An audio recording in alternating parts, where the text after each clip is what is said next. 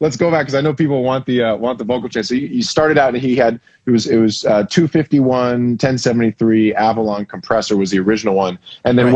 what is it now? How did it get there? What are you using? I changed was the Tube Tech. The Tube, I wanted the Tube Tech instead, just because I like the sound of the Tube Tech, and it's a lot more. It's really easy to use. The Avalon was complicated. There's little tiny writing everywhere. I need something that, like, when I look at this CO1B from a distance, I can see everything, and it sounds fire. So that's the thing about hardware and plugins. Like, if it's a plugin that has 18 million buttons everywhere, I'm already stressed enough trying to get this shit to sound better than the demo. You got me trying to learn all these buttons. Like, fuck that. I'm going somewhere else.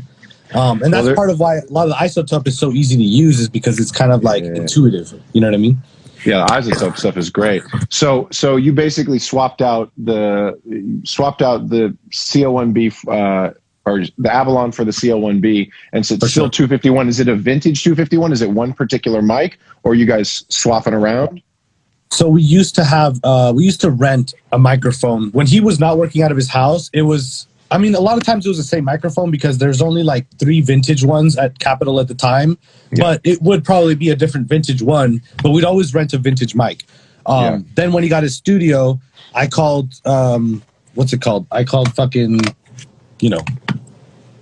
Telefunken, sorry. Yeah, you're all good. Telefunken, I told him, I said, Chris needs a microphone. Can you guys get over a microphone for him? So they just made him a microphone and sent it over. I wasn't really tripping on the vintage because, like, to me, it was like, it wasn't make or break. And also I'd have to go talk to Chris and be like, so do you want to spend double? That's true. And the vintage ones vary as well. Those capsules are very finicky and can get old. So with the vintage 251s, you definitely need to find a new one. I'm borrowing a friend of mine's right now because I have my vintage 47, which sounds great, but been borrowing his 251, and it is a new one.